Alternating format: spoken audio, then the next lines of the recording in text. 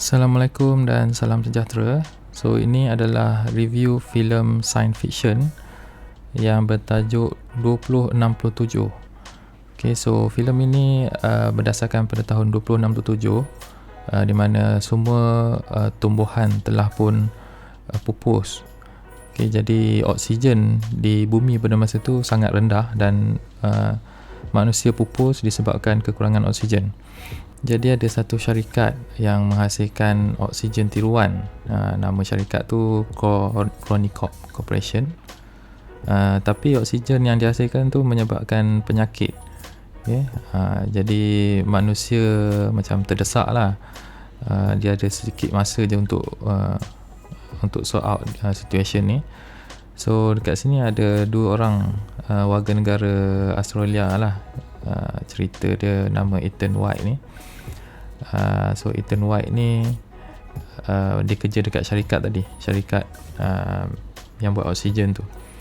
So satu hari bos dia panggil Ethan ni, dan dia macam berkenalan dan dia terangkan keadaan bumi dan manusia akan pupus.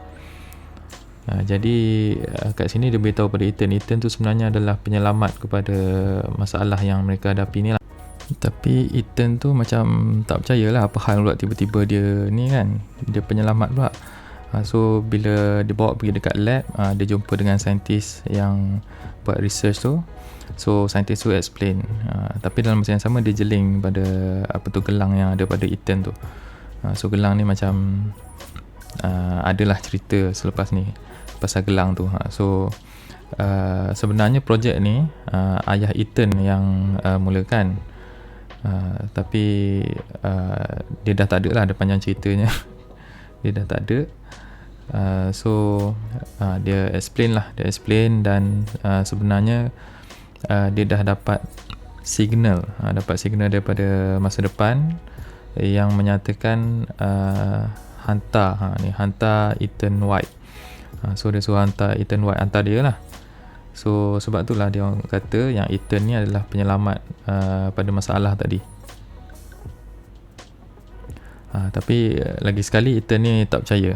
So dia tak percaya, jadi dia tak nak lah. Dia tak nak tinggal wife dia kat sini kan. Ethan ni dia macam ada masalah dengan ayah dia, sebab daripada kecil ayah dia macam menghilangkan diri lah. Lepas tu mak dia pula kena bunuh masa kecil. Jadi daripada kecil lagi dia dah hidup dengan kawan dia tadi tu.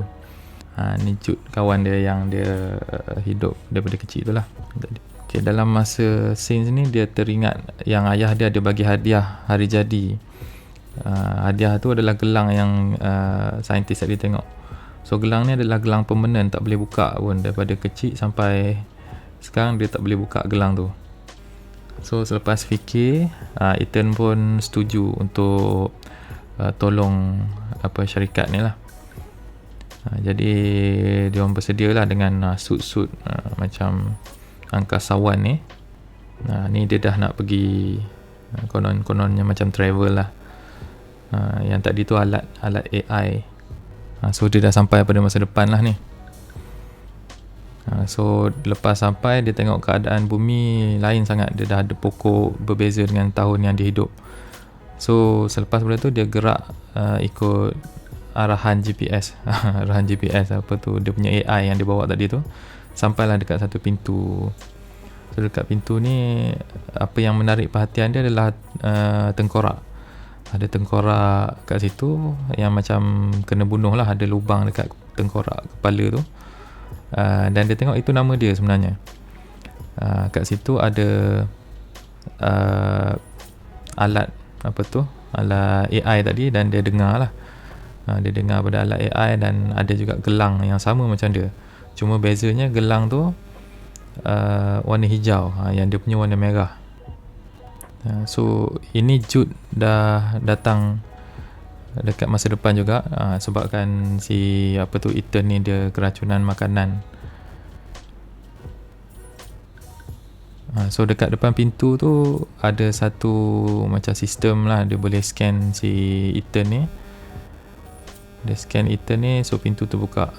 pintu terbuka dan Ethan boleh masuk. Kemudian dia nak macam verification lah, kalau macam kita nak thumbprint lah apa benda semua kan. So dia nak DNA. So DNA tu boleh dapat daripada gelang yang permanent yang dia pakai tadi tu. So kat sini panjang lah ceritanya. Dia tengok pesanan ayah dia, hologram apa semua. So masa mula-mula ayah dia buat mission tu, tiba-tiba message yang sama, send Ethan White tu datang. So daripada situlah ayah dia decide untuk bagi gelang yang anak dia pakai tadi tu. Dia macam suspect ada something yang akan ada sesuatu yang akan berlaku lah. So masa dengan Jude tu, dia macam sembang-sembang dan dia tiba-tiba dia macam suspicious dengan Jude. So dia dengar balik alat perakam tu, AI tadi tu, suara tu sama macam Jude. So daripada situ dia tahu yang sebenarnya Jude tu yang tembak dia sampai mati tengkorak tadi tu kan. So untuk tahu apa yang terjadi sebenarnya, dia pun cabut bateri AI yang dia bawa tu, letakkan dalam device yang lama. Jadi dia pun boleh dengar lah keseluruhan klip yang dirakam. So lepas pada tu dia pun dapat tengok rakaman ayah dia bercakap dengan bos dia tadi tu. So dekat sini ada sikit pergaduhan lah dengan bos dengan ayah dia tu. So lepas pada tu ayah Ethan kunci time machine tu dan menggunakan DNA anak dia Ethan tu sebagai dia punya kunci, macam security lah. So bos dia tadi tu yang tahu tu marah, lepas tu dia bunuh ayah Ethan. So dalam masa yang sama dia juga arahkan kawan Ethan tadi tu untuk bunuh mak dia dan jadi penjaga pada Ethan, supaya satu hari nanti bila Ethan dah besar, dia boleh gunakan Ethan tu untuk buka balik time machine tadi. So lepas tahu cerita sebenar, dia pun jumpa dengan kawan yang dikurung tadi tu. Jadi macam gaduh-gaduh sikit. So apa yang jadi sebaliknya, kawan dia tu tak bunuh Ethan, tapi dia bunuh diri dia sendiri. So selepas benda tu, apa yang Ethan tu buat adalah dia hantar klip rakaman pembunuhan tu dengan segala tumbuhan-tumbuhan yang ada dekat zaman yang dia hidup ni ke masa sebelumnya, supaya orang pada tahun yang semasa tu boleh gunakan lah kot tumbuhan-tumbuhan tu untuk ditanam balik dan memulihkan kembali keadaan bumi. Tapi tak faham lah kenapa tumbuhan kan, sebab yang menghasilkan oksigen paling banyak sekarang ni adalah bakteria. So untuk siapa yang tak tahu, sebenarnya yang menghasilkan banyak oksigen dekat bumi ni adalah bakteria, bukannya tumbuhan. So yang macam dulu, masa aku sekolah dulu memang kata tumbuhan lah, tapi sebenarnya yang banyak adalah bakteria.